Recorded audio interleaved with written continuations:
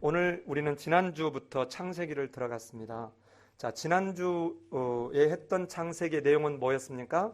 창세기 1장 1절은 창세기의 제목과 같은 말, 태초에 하나님이 천지를 창조하시니라, 이 말씀은 창세기의 주제요, 창세기의 제목과 같은 이야기이면서 동시에 66권을 두고두고 연결하게 될 너무도 중요한 프리즘 역할을 하는 말씀이 창세기 1장 1절이라는 것입니다.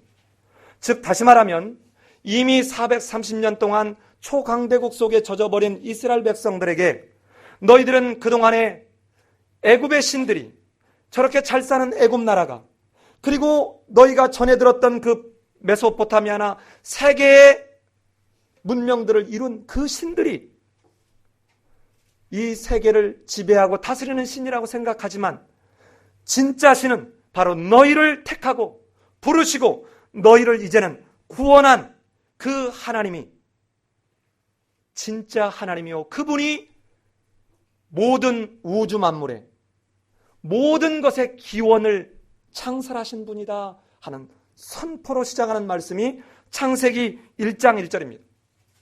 아주 재밌는 그런 이렇게 연구를 해보면 재밌는 말이요. 창세기에서 가장 많이 나오는 단어가 뭘까요? 네? 크게요. 창세기에 제일 많이 나올까요, 그 말이? 창세기에서. 네. 하나님이라고 하는 단어가 창세기에서만 엘로힘이라고 나오는 것만 창세기에만 219번. 아도나이, 여호와라고 나오는 말이 165번. 그래서 384번이 창세기에서만 나오는데 그 중에 1장에서만, 창세기 1장에서만 하나님이라고 하는 단어가, 여호와 빼놓고 하나님이라는 단어가 몇 번 나오냐면 32번이나 나와요. 자, 그러면 여러분 잘 들어보세요.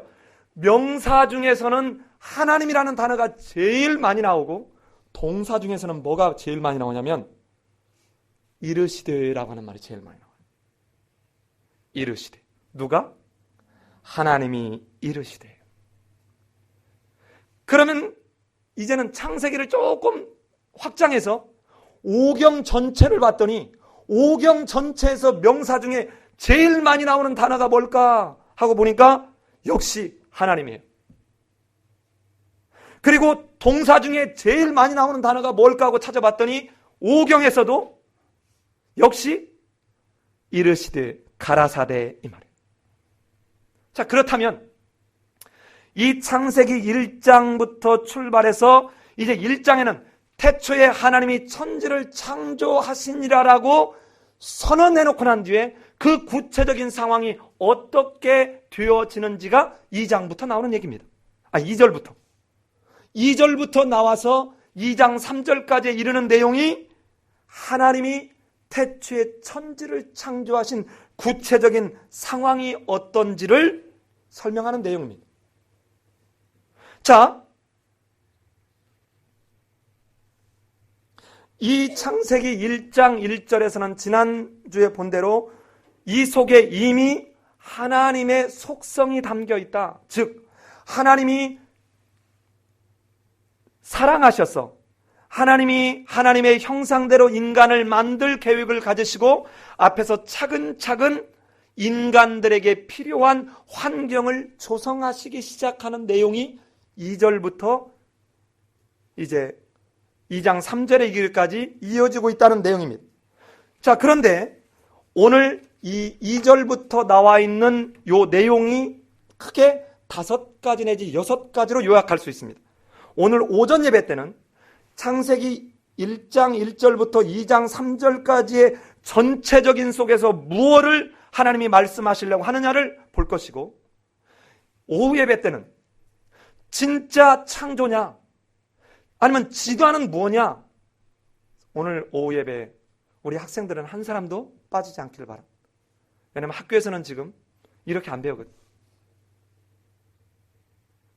꼭 우리 학생들은 꼭 참석했으면 좋겠어요.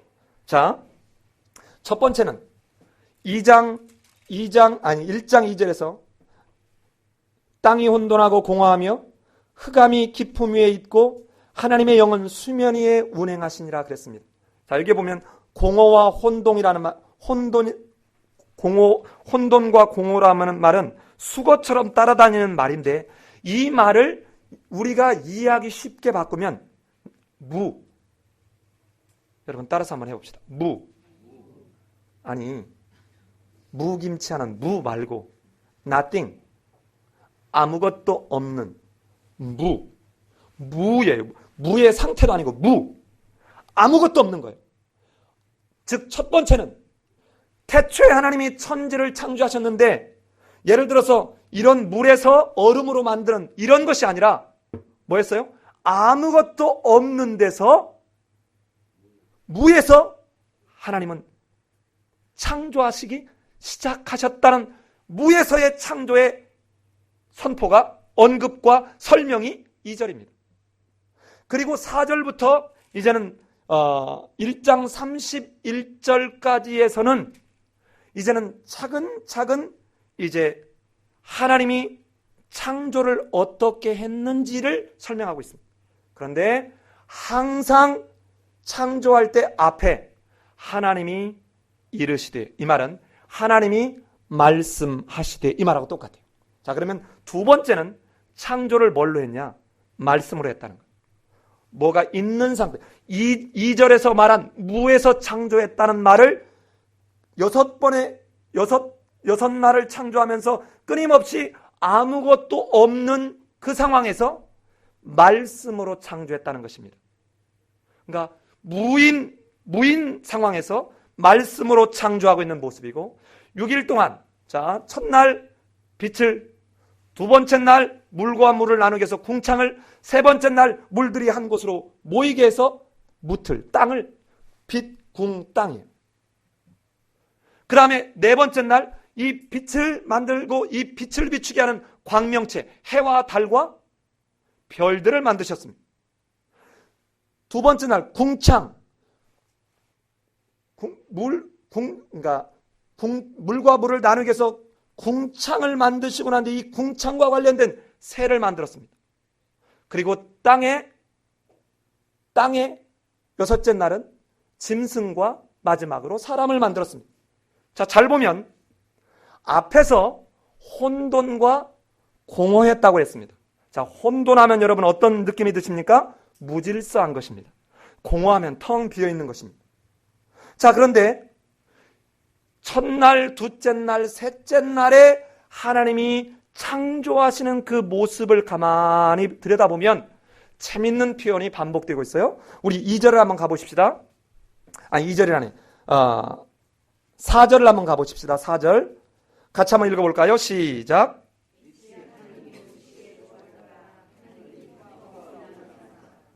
자, 빛과 어둠을 모아서 나누었다는 거예요. 잘 보세요.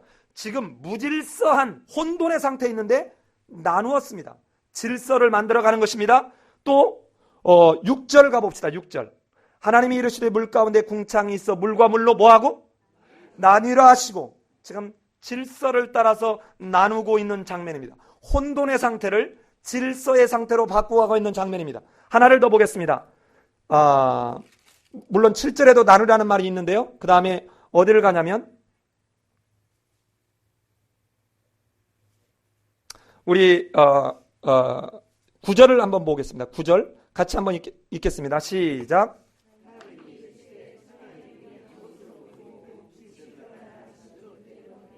자, 어떻게 했습니까? 물을 어떻게 한 곳으로 모이고, 자, 나누고 모았어요. 그러니까 무질서한 상태에서 질서 있는 상태로 바뀌어가는 장면이 첫째 날, 둘째 날, 셋째 날에 이어지는 내용입니다. 자, 그러면 질서, 프레임, 틀을 만드시고 난 뒤에, 무질서한 상태에서 틀을 만드시고 난 뒤에 넷째 날부터는 여기에 내용을 채우기 시작하는, 텅 빈 상태를 채워가는 장면이 넷째 날, 다섯째 날, 여섯째 날입니다. 자, 예를 들어서 우리 넷째 날을 한번 보십시다. 넷째 날. 자, 뭐라고 했나요?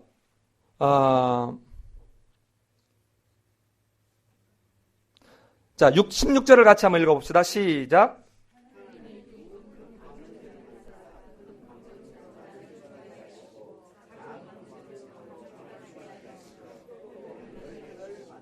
자, 이제는 만드신다는 말이 등장하기 시작합니다. 만들기 시작해요.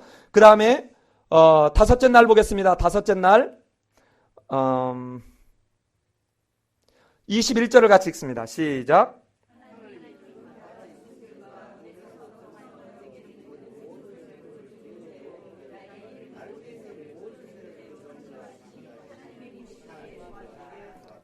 예, 역시 만드셔서 그 내용 앞에 있었던 질서, 무질서한 상태를 질서로, 혼돈한 상태를 질서로 틀을 만들어 놓고 이 안에 있어야 될 것들을 채워가는 장면이 역시 네 번째 날, 다섯째 날에 만들다, 창조하다는 말 속에 드러나기 시작합니다. 자, 그리고 난 뒤에 여러분 각 날마다 여섯째 날을 이렇게 질서 있게 창조를 하시고 난 뒤에 각 날에 대해서 다시 한번 살펴보면 어떤 말이 나오냐면 우리 4절, 5절을 가면 하나님이 빛을 뭐라? 낮이라 뭐 하시고? 부르시고 어둠을 뭐라? 밤이라 부르셨다 그랬습니다. 여러분 잘 보십시오. 이때 부르는 것, 이전에 한글, 개역 한글성에서는 칭하심이라 그랬어요. 이름을 붙여주는 것입니다. 여러분 고대 근동 지방에서 이름을 부르는 것, 칭하는 것의 이 의미가 뭐냐면 지금 이 창세기는 제가 지난주에 설교하면서 지난주까지만 어려울 거라고 그랬죠. 이번 주는 설교도 짧고 진짜 쉬워요. 자, 지난주에 고대 근동에 쩌들어 있던 그 근동의 신화, 문화, 역사, 종교, 사상 때문에 어려운 거예요. 자, 그런데 지금 여기에서 부른다, 이름을 부른다, 이름을 부여한다, 칭한다, 이 말의 뜻이 뭐냐면 왕권을 의미합니다. 그러니까 그 당시에 이름을 부여하는 것은 누가 하는 거냐면 왕이에요. 아무나 못해요. 그러니까 지금 뭐냐면 창조주, 내가 창조주 하나님이다. 엘로힘 하나님이다. 지금까지 지난주에 제가 설교할 때 이 엘이라고 하는 이 말은 하나님에게 붙이는 말이 아니라고 그랬습니다. 즉 가나안 사람들의 문학을 모아놓은 우가릿 문헌이라고 하는 이 문헌에서 보면 바알 종교의 최고의 신을 뭐라고 부르느냐면 엘이라고 불러요. 엘. 가나안 땅의 최고의 바알 종교의 신을 엘이라고 불러요. 그러니까 여러분 이 엘로힘 할 때 이 엘은 그 엘의 복수형인데 하나님이 가나안 사람들이든 애굽 사람들이든 메소포타미아 사람들이 갖고 있었던 그 생각에 찌들어버린 이스라엘 백성들과 애굽 사람들, 가나안 사람들, 메소포타미아 사람들에게 너희들이 생각했던 그 엘이 진짜 엘이 아니라 나 여호와가 진짜 엘이다. 유일하고 최고의 신이다 하는 거예요. 그러면서 지금 뭐합니까? 고대 근동 사람들이 생각했던 그 이름을 부여하는 것처럼 그 너희들이 믿었던 이방신들이 믿었던 그 신들이 이름을 부여하는 엘이 아니라 나 여호와가 너희를 부른 여호와가 창조하였고 창조의 주권과 통치를 내가 가지고 있다 라고 하는 게 부르니라는 표현입니다. 자, 이렇게 해서 빛으로 시작한 이 창조 과정이 제6일체에 인간이 살 수 있는 조화로운 환경으로 잘 정리가 됐습니다. 자, 그리고 난 뒤에 6일 동안 창조를 하고 난 뒤에 하나님의 형상대로 인간을 만들고 어떻게 했냐면 아나 너 가져라 그랬어요. 아나 너 가져라. 먹을 것까지 다 주시고 난 뒤에 이 모든 것을 다스리고 정복하고 너는 여러분 다스리고 정복하고 이게 지금 무슨 이야기냐면 하나님의 통치권을 지상의 대리자인 인간에게 위임하는 장면입니다. 이것은 2장 할 때 다시 한번 오늘 이름을 불렀다는 그 이야기는 우리 나온 김에 그냥 볼까요? 우리 2장 19절을 가봅시다. 2장 19절을. 2장 19절을 한번 같이 미리 읽어볼까요? 시작.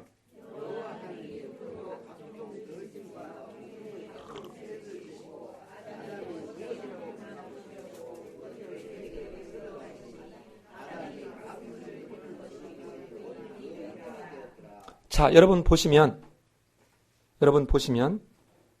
그 다음에 20절도 그냥 읽죠. 20절까지 시작. 아담이 모든 가축과 공중의 새와 들의 모든 짐승에게 이름을 주니라. 자, 예, 거기까지만. 이제 여러분 저를 보십시오.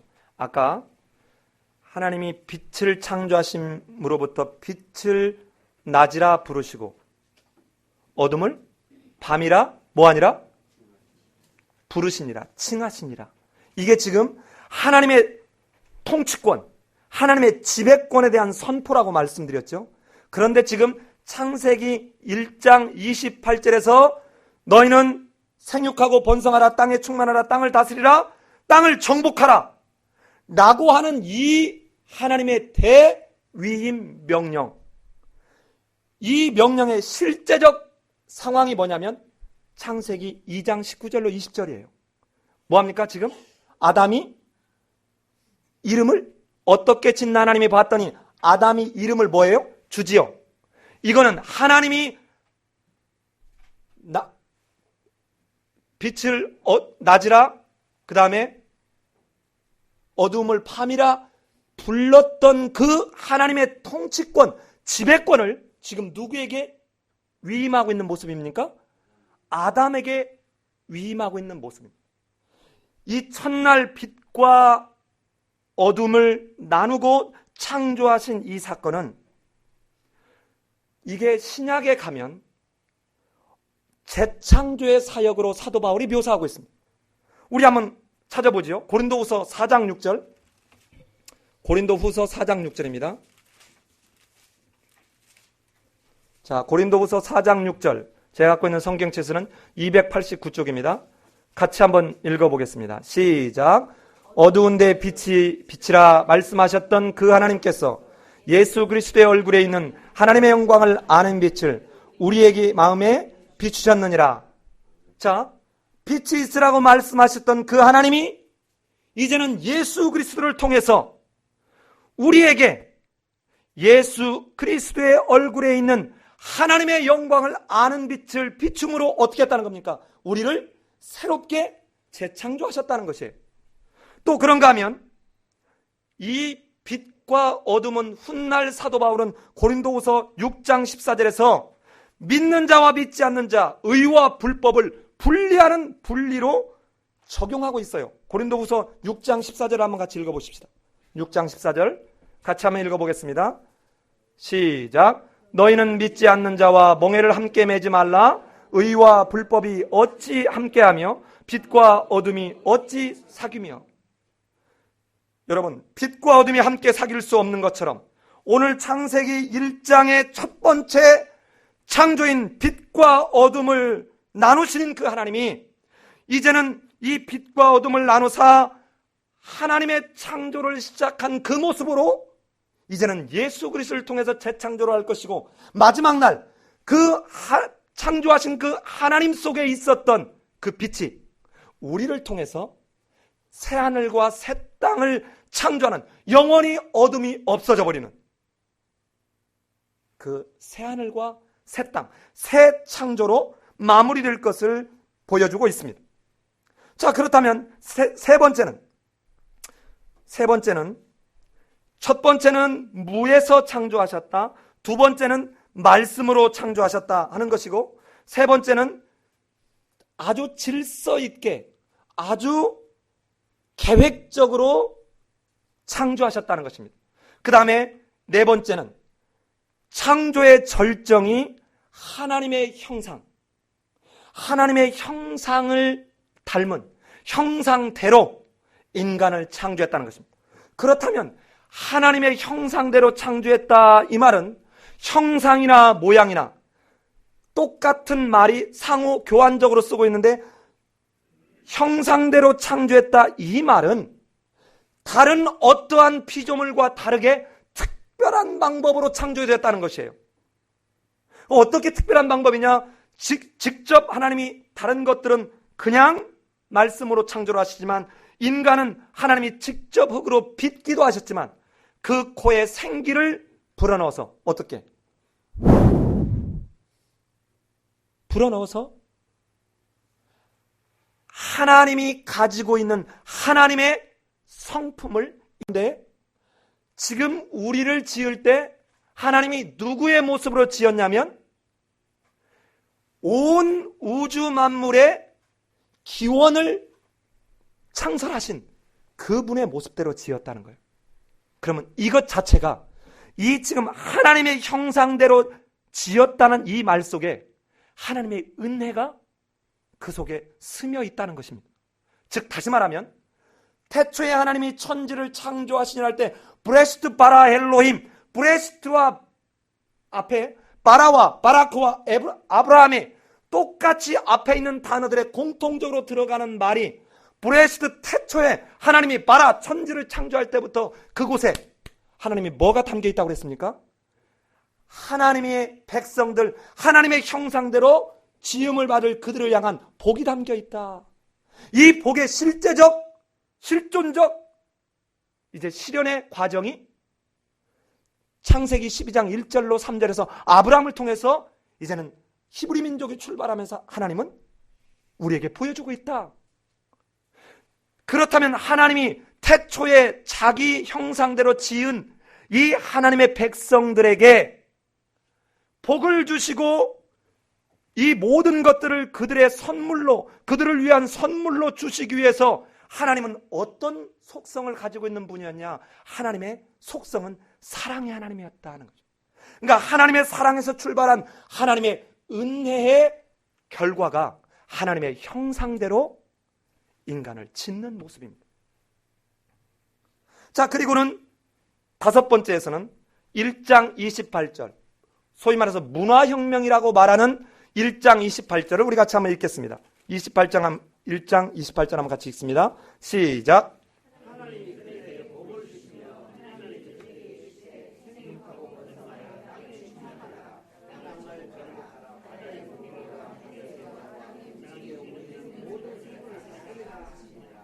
그들에게 먼저 뭐를 주시고요? 복을 주시고.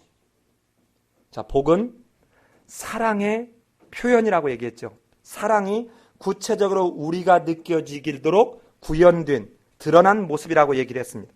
그리고는 지금 이 모습은 생육하고 번성하고 땅에 충만하라, 땅을 다스리라. 이 말은, 이 다스리다 이 말은 직역을 하면 여러분 그러니까 짓밟는다 이런 말, 짓밟는다. 그러니까 즉 다시 말하면 하나님이 우리 인간을 다스릴 때 쓰는 샤마르라고 하는 단어를 쓰지 않습니다. 즉 이 말은 아까 얘기한 것처럼 하나님이 우주 만물의 지배권과 통치권을 갖고 있는 것을, 그 하나님의 권한을 인간에게 위임하고 있는 장면입니다. 그러니까 여러분과 내가 갖고 있는 하나님과의 관계가 회복될 때 여러분과 내게 주어지는 그 특권, 그 은총은 여러분과 내가 생각하는 것보다 훨씬 엄청난 일이라는 것입니다.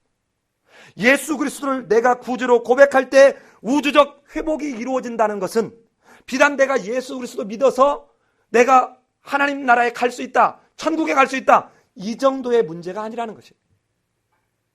천국에 가는 것은 한 결과적 종착점일 따름이고 그 하나님의 아들이 되는 관계성 속에는 이 우주 만물의 지배와 통치의 권한을 하나님이 우리에게 위임하는 이 일이 예수 그리스도를 통하여 회복되어지는 장면이 바로 재창조의 모습입니다. 마지막 여섯 번째는 대개 창세기에 대한 설교를 이렇게 여기까지를 들었어요. 그래서 저도 이전에 창세기를 설교할 때는 1장만 갖고 설교를 했어요. 그런데 만약에 여기까지가 목적이었다면 창세기 1장 1절에 브레시트 바라 엘로힘 속에 있는 하나님이 너무너무 사랑하셔서 영원전부터 하나님의 구원 계획 속에 인간을 사랑하고 그 인간들에게 복을 주시며 자기의 형상대로 빚고 난 뒤에 그 인간들로 하여금 하나님이 창조하신 이 창조의 세계를 다스리고 지배하게 한 그 궁극적인 목적이 뭔지가 드러나질 않아요. 그 내용이 바로 창세기 2장 1절로 3절에 있습니다. 다시 한번 볼까요? 제가 1절을 읽겠습니다. 2절을 우리 자매님들이, 3절을 우리 형제님들이 읽겠습니다. 천지와 만물이 다 이루어지니라.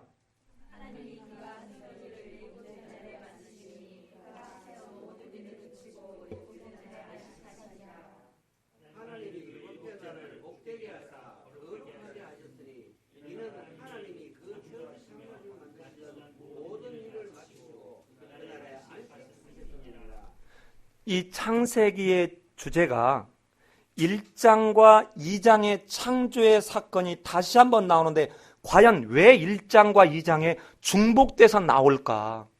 2장에도 똑같이 하나님이 흙으로 아담과 하와를 지었다라는, 아담은 알람의 갈빗대를 뽑아서 하와를 지었다는 얘기로 또 창조 얘기가 또 나와요.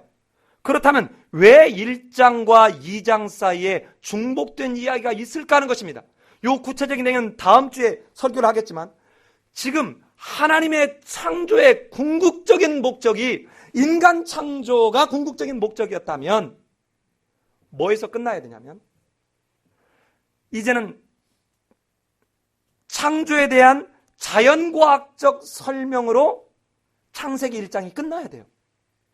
그런데 이 창세기의 저자는 여기서 끝나지 않고 이 창세기 1장 1절로 2장 3절까지 해서 비단 창조의 꽃이 하나님의 형상인 인간이기는 하나, 여기서 끝나지 않고 이 본문을 통해서 무언가 전달하려고 하는 신학적 메시지, 하나님의 뜻이 있을 거라는 것이죠.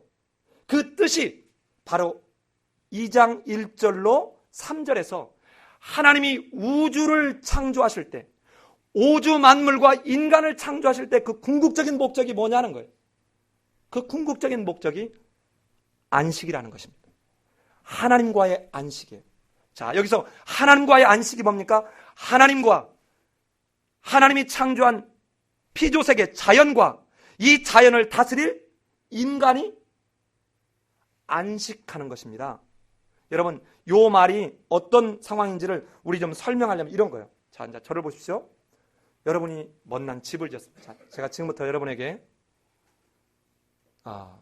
돈을 한 사람당, 자, 하늘나라의 화폐로 제가 다 100억씩 쏴드리겠습니다. 받으셨어요? 예, 받으셨죠? 예, 아직 못 받으신 분은 기도를 열심히 하셔야 돼요. 자, 이제 100억을 가지고 뭘 하면 집을 짓습니다. 집을 지어봐요, 한번. 자, 몇 층 집을 짓겠습니까? 집을 지어요. 집을 기가 막히죠. 돈이 부족한 분은 언제든지 얘기하세요. 우리 아버지한테 제가 말씀드리면 그 다음에 한 1,000억 정도도 얼마든지 들을 수 있어요. 자, 집을 지었습니다. 몇 층짜리를 지을까요? 저라면 적어도 한 3층짜리는 짓고 싶은데 3층짜리 짓고, 거기에는 조용히 들어가서 기도방도 하나 만들고 싶고, 아무한테 방해받지 않고 쉴 수 있는 공간도 좀 만들고 싶고 쫙 만들었어요. 그 다음에 거기에 집기는 뭐를 놓을까? 저는 절대로 변기 이런 건 놓지 않습니다. 그건 부질없는 짓이에요. 그냥 사기로 된 그 변기도 괜찮아요. 네, 침대도 하나 멋나게 놓을 것이고요. 또 우리 아이들 방을 위해서는 뭐를 꾸밀까요? 의자도 제가 요즘 허리 아파가지고 너무 고생하는데 의자도 좀 쓸만한 거 아주 인체공학적으로 설계된 거 갖다 탁 놓고, 여러분, 자, 다 됐어요. 자, 그리고 난데 우리 새 집으로 들어가니까 냉장고도 새 것 하나 사야지. 우리 현 집사님과 어제 막 나와가지고 냉장고를 뭐를 해야 될지 막 돌아다니면서 어떻게 하면 아껴볼까? 예. 또 에어컨은 뭐를 놓지? 우리 김영훈 집사님은 이 어떤 거를 사야지, 이 피아노를 좋은 걸 사지? 막 낙원상가를 돌아다니고 어떻게 하면 깎을까? 막 해서 했어요. 그리고 우리 새 집으로 들어가니까 옛날 옷은 좀 정리하고 좀 못난 옷, 좀 백화점에 가서 좋은 것 좀 사자 하고 착 했습니다. 여러분, 이게 새 집을 짓는 목적이에요? 아니, 여러분이 새 집을 짓고 새 집기를 들여놓고 새 옷을 사고 새 전자가구를 사놓고 이게 목적이에요? 뭐 할까요? 이 속에서 그냥 차 한 잔을 넣고 와이프 얼굴을 바라보면 절로 입가에 미소가 착 들어오고 그냥 절로 사랑할 수밖에 없는 아이들을 바라보면 저게 어떻게 내 속에서 나왔지? 너무너무 좋고. 근데 자, 이렇게 100억을 들여고 집을 딱 쳐놨는데 앉자마자 싸우기 시작해. 야, 만약 이렇다면 여러분, 이 100억짜리 집하고 오두막집하고 어디가 더 진짜 행복이 있는지 여러분 굳이 그 다음 설명 안 해도 되겠죠. 하나님이 창조하신 궁극적인 창조의 지향점이 뭐냐는 거예요. 인간 창조해서 나 너 가져라고 끝. 그리고는 하나님은 하나님대로 너 이제 집 사줬지 됐지. 너 전자제품 들여놨지 됐지. 그리고는 잘해봐 하고 하나님 영원히 끝나버리는 거예요. 아니에요. 이렇게 집을 짓고 난 뒤에 거기에 새 집기, 새 전자제품, 가족들의 새 옷 하고 난 뒤에 이제는 어때야 돼요? 거기서 함께 행복을 누리면서, 말 그대로 누리면서 살아야 되겠죠. 맞습니까? 이 내가 창조한 목적이 너희와 함께 안식을, 샬롬을 누리기를 원한다는 거예요. 창조의 궁극적인 목적은 하나님의 나라를 이루는 것이라는 거예요. 하나님의 나라를 이루는 것. 그런데 이게 2장은 그럼 뭐냐? 이 1장은 하나님에 관한 이야기만 쓴 게 1장이에요. 하나님이 어떤 분이고 하나님이 무엇을 하신 분이고 하나님이 뭐 하려고 우주 만물을 지었는지를 설명하는 내용이고, 바로 이때 우주적 하나님의 목적을 위임받아서 이루어갈 아담과 하와가 하나님의 왕권을 물려받아서 살기 시작한 내용이 2장이에요. 그러니까 1장의 창조 이야기와 2장의 창조 이야기가 중복되는 것은 이렇게 우주 만물을 창조한 이 하나님과 이제 하나님이 창조한 피조세계의 통치권을 위임받은 아담과 하와가 불연 속성에 의해서 뜬금없이 나오는 존재가 아니라 이 하나님의 창조의 연속선상에서 나와진 하나님의 형상대로 지음받았던 바로 그가 너희를 내가 오늘 모압 평지까지 끌고 온 나 여호와 하나님이 시작한 일이다, 이 얘기입니다. 내가 누구인 줄 아느냐? 내가 바로 너희를 창조했고 우주 만물의 출발을 시작한 그 하나님이다 하는 거예요. 이게 1장이에요. 태초부터 인간의 존재 의미, 인간이 존재하는 이유, 인간의 근본적인 가치가 어디에 있냐는 거예요. 그것은 창세기 1장 1절에서 무조건적인 사랑으로, 은혜로, 은혜의 속성을 가진 그 하나님이 나와 어떤 관계가 있는지를 끊임없이 내가 회복하게 하는, 이게 뭐냐면 이게 안식입니다. 자, 보십시오. 오늘 우리 십계명 암송할 때 뭐라고 했어요? 안식일을 뭐하여? 기억하여 뭐하라? 거룩하게 지키라 그랬어요. 자, 안식일을 기억하여 거룩하게 지키라고 합니다. 그런데 이 안식일을 지키라고 할 때 여러분, 출애굽기와 신명기에서 두 가지 이유가 서로 달라요. 자, 안식일을 지키라고 할 때 출애굽기에서는 뭐라고 설명하면 내가 6일 동안 창조하고 7째 날에 뭐 했습니다? 쉬었기 때문에 내가 누구다?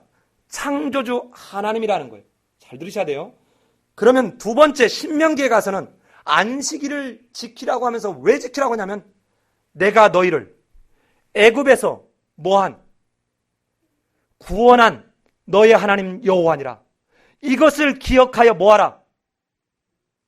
안식일을 지키라고 명령합니다. 자, 그러면 잘 보십시오. 이 안식이라는 말 속에 두 가지의 개념이 있습니다. 어떤 두 가지의 개념이 있어요? 창조와 구원이 함께 가요. 구원은 창조 속에 이미 들어있었다는 것이에요. 여러분, 요 말을 조금 확장해보면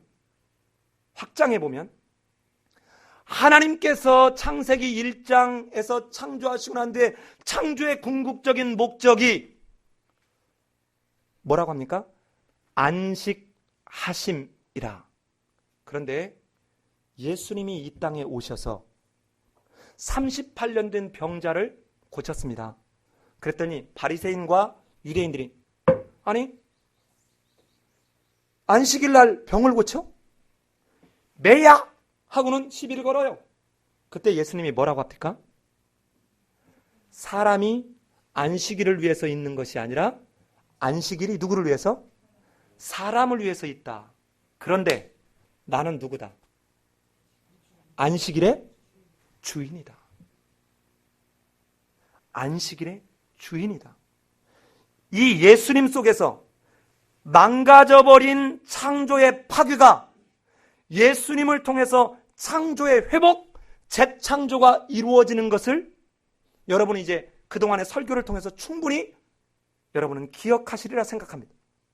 하나님이 창조 속에 있었던 창조를 통한 안식이 파괴된 인류세계, 피조세계의 파괴가 예수 그리스도를 통해서 재창조되고 있는 이 장면을 우리가 타락한 인간편에서 보면 이게 뭐냐? 구원입니다.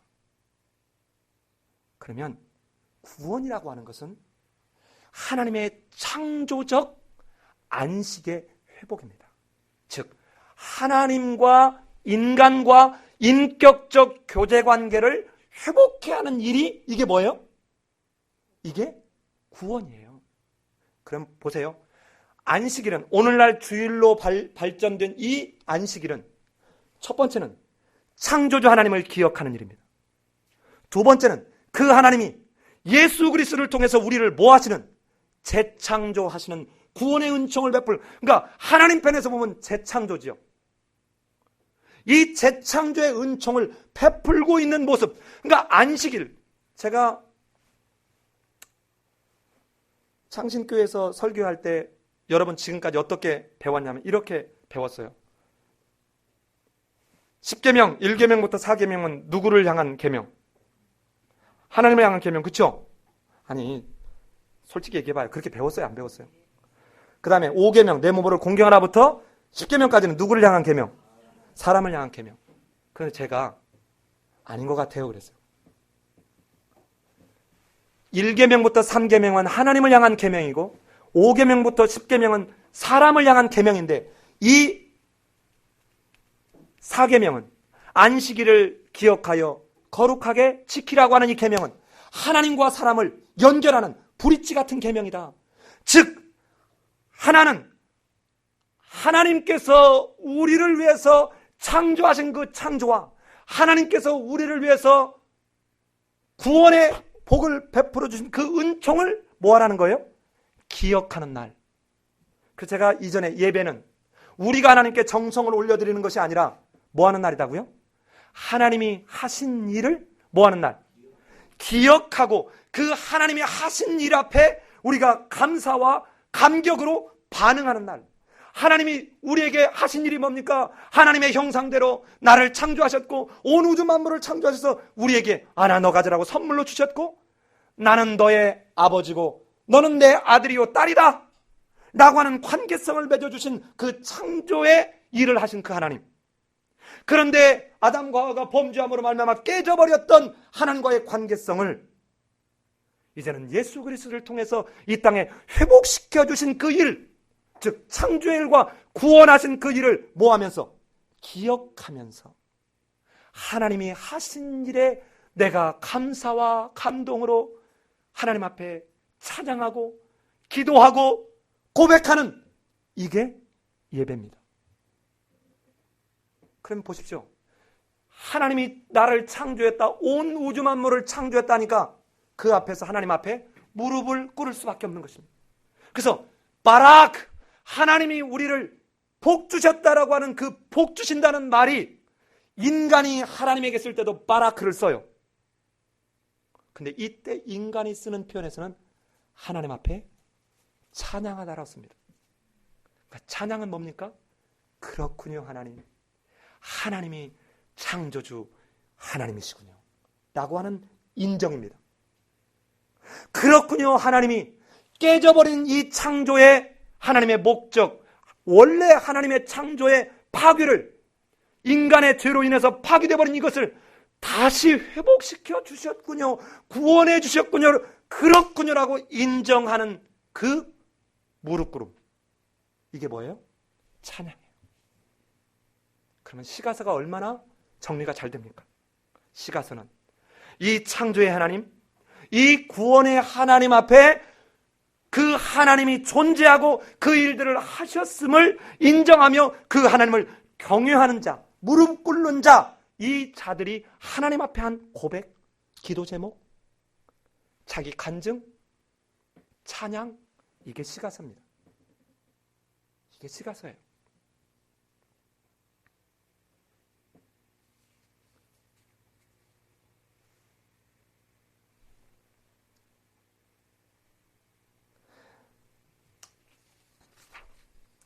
그런데 1장의 결론을 한번 정리를 해보고, 자, 1장의 결론은 지난주, 지지난주에 왜 제가 지난주하고의 점심과 저녁에 다시 그렇게 1절을 가지고 길게 설교를 했냐면, 태초에라는 것은 물질이 만들어지면서부터 시작된 시간의 시작이라고 그랬습니다.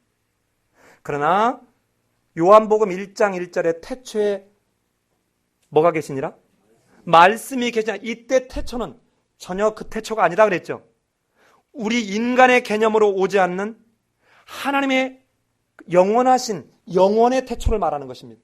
그러니까 창세기 1장의 결론은 영원전부터 계셨던 그 하나님이 그의 사랑과 은혜의 속성으로 말미암아 물질 세계를 창조하기 시작한 그 첫머리에 우주 만물을 무에서 하나님의 섭리대로 창조하시고 이를 인간에게 주시면서 창조의 목적인 하나님과 함께하는 안식, 하나님의 나라를 이루어가는 게 목적이었다는 것입니다. 자, 이렇게 하고 나면 1장에 대한 설교가 끝났는데 과연 이것이 그러면 진짜 구약에 이렇게 녹아 있냐? 이거 확인해야 될 거잖아요. 근데 이것만 해도 한참 가야 될 텐데 걱정이네요. 자, 몇 가지, 다는 못 하더라도 몇 가지만 한번 확인을 해보죠. 먼저 오경. 자, 크게 구약이 오경, 역사서, 시가서, 예언서가 있는데 그 중에 몇 가지를 통해서 하나님이 이 창조를 얼마나 성경 통전적으로 강조하고 있는지 저자들을 통해서 창조는 율법의 근거가 바로 창조라고 말하고 있습니다. 율법의 근거가 창조라는 거예요. 다시 말하면 여호와 하나님의 권위와 속성을 창조에서 확인하고 있다는 것입니다. 우리 한번 찾아가 보죠. 자, 출애굽기 30, 그러니까 창세기만 나오는 게 아니라 출애굽기 31장 17절을 한번 가봅니다. 출애굽기 31장 17절 우리 쭉 가면서 성경을 좀 찾아보겠습니다. 출애굽기 31장 17절. 자, 같이 한번 읽어보십시다. 예, 시작.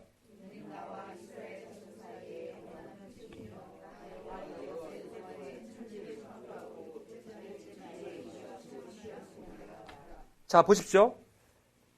안식일에 관하여 그의 백성들에게 영원한 표징으로 지금 보여줄 때 뭐를 근거로 하고 있습니까?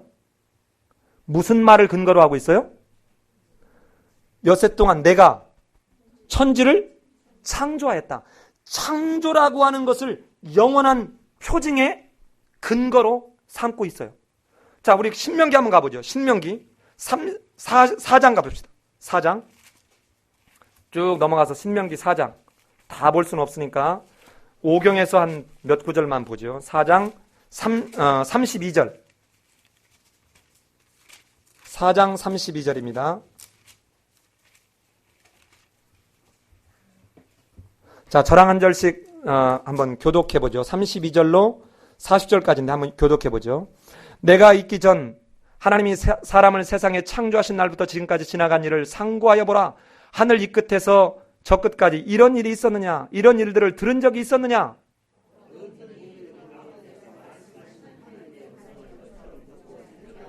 어떤 신이 와서 시험과 이적과 기사와 전쟁과 강한 손과 편팔과 크게 두려운 일로 한 민족을 다른 민족에서 인도하여 낸 일이 있느냐? 이는 다 너희 하나님 여호와께서 애굽에서 너희를 위하여 너희 목전에서 행하신 일이라.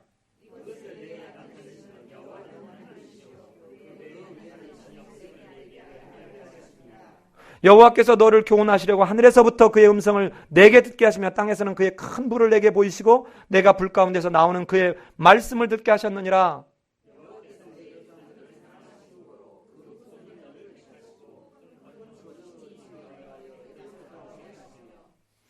너보다 강대한 여러 민족을 내 앞에서 쫓아내고 너를 그들의 땅으로 인도하여 들여서 그들을 내게 기업으로 주려 하심이 오늘과 같으니라.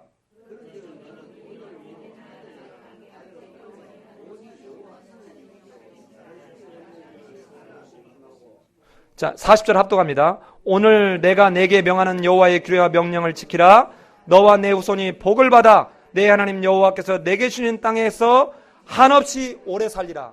자, 그러면 자, 오경의 마지막 이 모세가 유언 설교를 하고 있는 요 장면에서 맨 앞에 너희들은 우상을 삼지도 섬기지도 말라.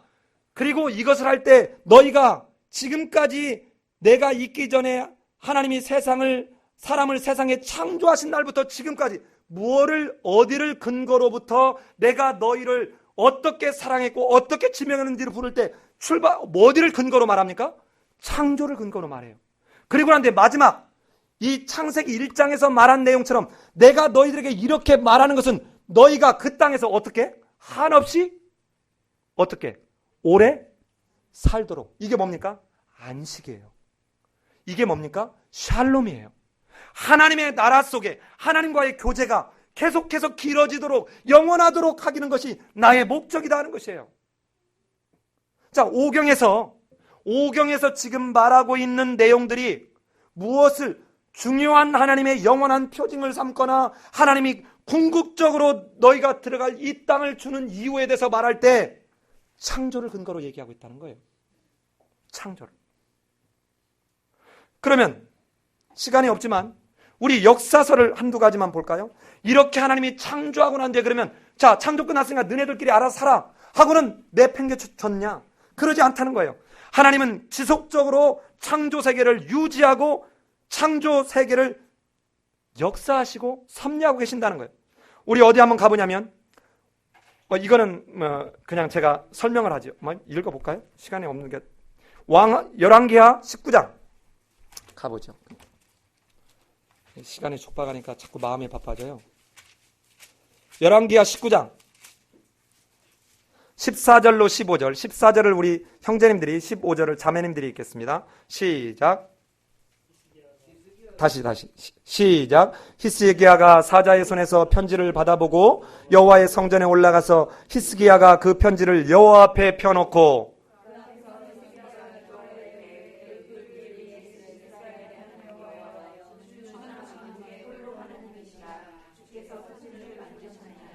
자, 지금 이 상황이 어떻습니까? 아수르의 왕 사네립이 그 밑에 군대 장관 랍사게를 보내가지고 지금 나라를 포위하고 지금 죽게 생겼어요. 다.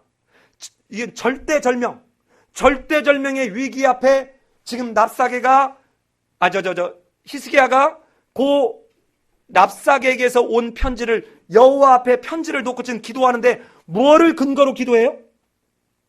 어떤 하나님? 창조하신 하나님. 그러니까 그 창조하신 하나님은 지금 우리의 이 어려움과 고통과 절대절명 상황에서도 그 하나님은 다스리고 역사하시는 하나님인 것을 지금 히스기야가 고백하고 있는 장면입니다. 여러분들이 때로는 어려움을 겪어요. 여러분들이 때로는 고통을 겪기도 합니다. 남한테 오해를 받기도 해요. 억울함을 당하기도 해요.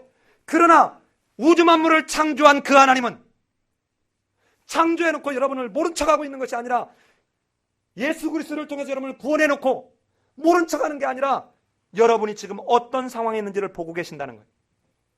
이걸 바꿔서 얘기해보면 우리가 눈을 질끈 감고 설마 하나님이 이것까지 알겠냐 하는 그 일을 하나님은 하신다는 거예요. 여러분, 히스기야가 랍사게에게서 온, 랍사게가 얼마나 똑똑한 사람인지 그 당시에 히브리어 말 아람어를 다 해요. 오죽하면 히스기야가 어떻게 합니까? 야, 제발 우리 백성들 듣지 못하게 히브리어로 이걸 하지 말고, 그러니까 우리 사람들이 알아듣지 못하게 해라. 창피하다 이거예요. 이걸 펴놓고 하나님 앞에 기도했더니 어떻게 합니까? 하나님이 유랑 떠나서 섭리하고 간섭하고 역사하지 않고 아무것도 안 하고 계시던가요? 마침내 구원해요, 안 해요? 구원하세요.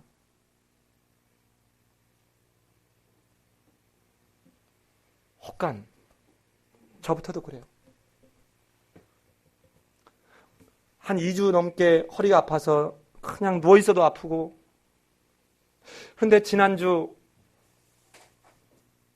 토요일날, 아니 금요일날 침을 맞으러 가는데도 아파요. 막 어떻게 막 이렇게 잡고 가가지고 거기 침대에 누워서 침을 맞는데 문자가 왔어요. 문자가 하나 왔는데 오늘 제가 주보에도 썼지만, 우리가 여러분 기도 많이 해주셨겠지만 지난번에 봤던 그 찬영이가 5cm, 7cm의 악성 종양이 뇌에 생긴 거예요, 뇌에. 그래서 왼쪽이 이 마비가 왔고, 이게 어디에 오는 암이었냐면 고환에 생기는 암이었어요, 고환. 근데 이게 머리로 간 거예요. 근데 이게 틀림없이 어딘가에서 이게 암이 생겨서 이쪽으로 옮겨간 거 아니냐는, 이제 나이 만으로 19이나 20밖에 안 됐는데 그 엄마가 어땠을 것 같아요. 그래서 어느 때는 2, 3일마다 한 번씩 이렇게 왔다 갔다 했는데 들어 누워있는데 문자가 왔다고 하는데 뭐라고 문자가 왔냐면 이렇게 왔어요. 왼쪽에 물이 차서, 그러니까 이전에는 종양이 신경을 눌러가지고 왼쪽 마비가 왔는데 지금은 거기에 물이 차요, 물이. 거기를 막 이 종양을 5cm, 7cm나 된 걸 드러내니까 그 속에 물이 차가지고 이 물이 신경을 눌러서 마비가 여전히 오는 거예요. 그래서 2번에 걸쳐서 왼쪽에다 호수를, 지가 물을 이렇게 순환시켜서 오줌으로 배출을 해주는 걸 못하니까 강제로 여기다가 호수를 꼽아가지고 물을 지금 배출하고 있는 것입니다. 근데 2번을 수술했는데도 이게 호전이 안 돼요. 그런데 오른쪽으로 이 호수를 옮겼는데 기적 같은 일이 벌어지기 시작한 거예요. 오른쪽에 신경이 힘이 생기기 시작했어요. 그리고 전신을 확인했는데 어디에도 악성 종양의 징후가 보이지 않는다. 제가 침대에 누워서 이 문자를 2번에 걸쳐서 온 엄마의 문자를 읽으면서 제가 그 한의원에서 제가 울었어요. 창조 설교를 하면서 하나님, 제가 가서 손잡고 기도를 하면서도 하나님 낫게 해주세요, 이런 기도보다 하나님이, 창조의 하나님이 또한 회복시키시는 하나님인 것을 우리로 경험하게 도와주옵소서. 우리의 믿음 없음을 도와주옵소서. 이것이 찬영이에게 하나님을 경험하고 하나님과의 관계를 회복시키는 기회가 되게 도와주옵소서. 이 가정에 하나님이 하실 일을 행하여 주옵소서. 주변 사람들, 기도하고 있는 사람들이 찬영이의 사건을 통하여 하나님을 회복하는 일이 이루어지게 도와주옵소서. 그거를 경험하게. 그리고는 이제 아마 다음 주쯤 이제 퇴원을 해서 재활치료를 갈 때마다 이렇게 발을 올려보라 제가 시키거든요. 근데 이제는 꼼짝도 못했어요. 근데 어제는 왼발도 많이 올려요. 그래서 어제 갔는데 얼마나 감사한지. 아니, 금요일 날 갔어요. 금요일 날. 침 맞고 허리 부여잡고 갔어요. 아니, 진짜 가서 보고 싶어서. 애가 너무 똘방져졌고. 여러분, 남의 일이니까 저도 이렇게 얘기하지만, 여러분, 머리에 악성종양 암이 생겼다면 그때 그 엄마의 심정이 어떨까요? 그때도 하나님은 모른다 하고 계시지 않는다는 것입니다. 그때도 하나님은 여전히 이 히스기야의 절대절명의 사건을 주장하셨던 것처럼 여러분과 내 문제 속에 하나님은 여전히 통치하고 계시고 다스리고 계시고 함께하고 계신다는 것을 여러분 잊지 마시라는 것입니다. 솔로몬이 성전 건축을 도운 히람왕에게 보낸 축전을 해서도 창조주 하나님을 거론합니다.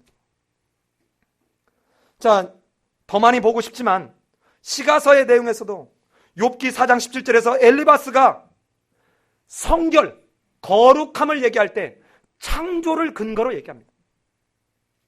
어떻게 너의 인간의 깨끗함이 성결한 하나님, 창조하신 하나님만큼 하겠느냐? 그 성결, 거룩의 근거를 창조에다 두고 있다는 것입니다. 즉, 창조하신 하나님의 속성이 바로 거룩한 하나님이라는 것을 엘리바스의 고백을 통해서도 얘기하고 있습니다. 우리 창조를 가장 잘 표현한 그 시편이 19편입니다. 우리 이거는 한번 읽어보죠. 자, 우리 19편을 한번 가보죠. 창조 19편. 시편 19편. 자, 19편 한번 가보겠습니다. 19편. 자, 1절로 우리 4절 중반절까지만 같이 한번 읽겠습니다. 저랑 교독하지요. 하늘이 하나님의 영광을 선포하고 궁창이 그 손으로 하신 일을 나타내는도다. 언어도 없고 말씀도 없으며 들리는 소리도 없으나